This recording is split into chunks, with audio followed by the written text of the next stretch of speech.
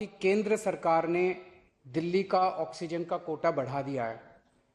लेकिन सर, मैं आपसे हाथ जोड़ के प्रार्थना करता हूं कि इस बढ़े हुए ऑक्सीजन के कोटे को दिल्ली तक पहुंचाने में हमारी मदद करें।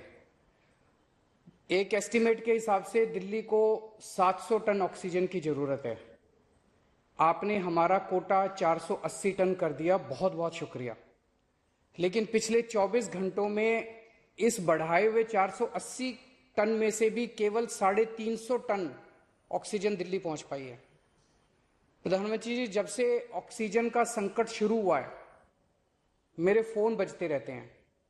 कभी कोई अस्पताल कहता है कि 3 घंटे की ऑक्सीजन बची है, कभी कोई अस्पताल कहता है कि 2 घंटे की ऑक्सीजन बची है। हम कारण जानने की कोशिश करते हैं तो पता चलता है कि पीछे किसी राज्य ने दिल्ली के लिए ऑक्सीजन लाने वाले ट्रक को रोक रखा है।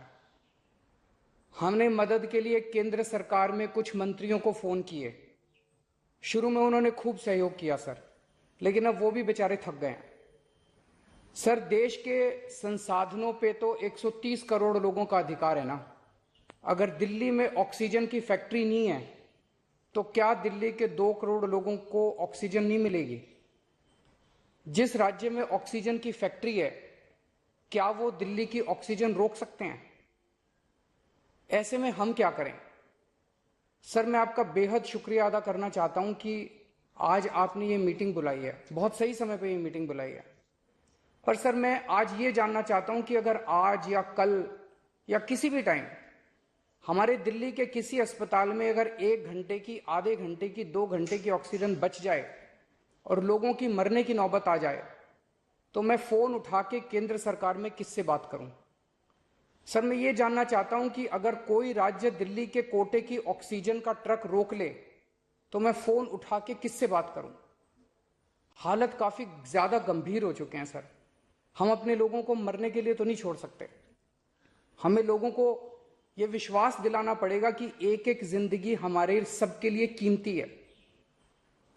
हम आपसे फिर से दिल्ली के लोगों की तरफ से हाथ जोड़ के अपील कर रहे हैं कि सर, तुरंत कोई कठोर और सार्थक कदम नहीं उठाया गया तो शायद दिल्ली के अंदर कोई बहुत बड़ी त्रासदी हो सकती है। मैं आपसे मार्गदर्शन चाहता हूं सर। सर, कुछ ही राज्य हैं जहां से मैक्सिमम दिल्ली की ऑक्सीजन आती है और जहां सबसे ज्यादा दिक्कत आ रही है और जहां सबसे ज्यादा हमारे ऑक्सीजन के ट्रक रोके जा रहे हैं। मेरी आपसे विनती है, अगर आप उन राज्यों के मुख्यमंत्री को एक बार बोल दें, फोन कर दें कि हमारे ऑक्सीजन के ट्रक ना रोकें, तो दिल्ली के लोगों को ऑक्सीजन मिल जाएगी। आपका एक फोन ही बहुत है सर उनको। दिल्ली के 2 करोड़ लोगों की तरफ से मैं आज आपसे हाथ जोड़ के विनती कर रहा हूं कि सर, आप हमारी मदद कर सकते हैं। आप कृपया हमारी मदद कीजिए और अस्पताल में लोगों को ताकि ऑक्सीजन मिल जाए। ऑक्सीजन की कमी के कारण अस्पताल में जो हालत बने हुए हैं वो अब देखे नहीं जाते। लोग बहुत ज्यादा तकलीफ में हैं सर। पूरी पूरी रात हम सो नहीं पाते, नींद नहीं आती। इनका मुख्यमंत्री होते हुए भी मैं कुछ नहीं कर पा रहा। डर लगता है कि ऑक्सीजन की कमी से कहीं कोई बड़ा हादसा ना हो जाए। ईश्वर ना करे, अगर ऑक्सीजन ना मिलने से कुछ अनहोनी हो गई तो हम सब कभी अपने आप को माफ नहीं कर पाएंगे। प्रधानमंत्री जी, कोरोना से देश को बचाने के लिए एक नेशनल प्लान बनना चाहिए। इस नेशनल प्लान के अंतर्गत देश के सभी ऑक्सीजन प्लांट्स को तुरंत आर्मी के जरिए केंद्र सरकार टेक ओवर करे। ऑक्सीजन प्लांट से निकलने वाले हर ट्रक के साथ एक आर्मी का एस्कॉर्ट व्हीकल रहेगा, तो कोई उस ट्रक को फिर आगे रोक नहीं पाएगा। सर, दिल्ली का जो ऑक्सीजन का कोटा आपने बढ़ाया, हम उसके बड़े शुक्रगुजार हैं। लेकिन उसमें लगभग 100 टन ऑक्सीजन उड़ीसा और वेस्ट बंगाल से आनी है। हम परसों से, जब से कोटा बढ़ा है, हम कोशिश कर रहे हैं उस ऑक्सीजन को दिल्ली लाने की। मेरा आपसे निवेदन है कि यहां से ऑक्सीजन अगर हो सके तो हमें हवाई जहाज से उपलब्ध करवाई जाए, और नहीं तो जैसा अभी बताया गया, आपका आइडिया है ऑक्सीजन एक्सप्रेस शुरू करने का, वो ऑक्सीजन एक्सप्रेस शुरू करके वेस्ट बंगाल और उड़ीसा से हमें ऑक्सीजन दिलवाई जाए।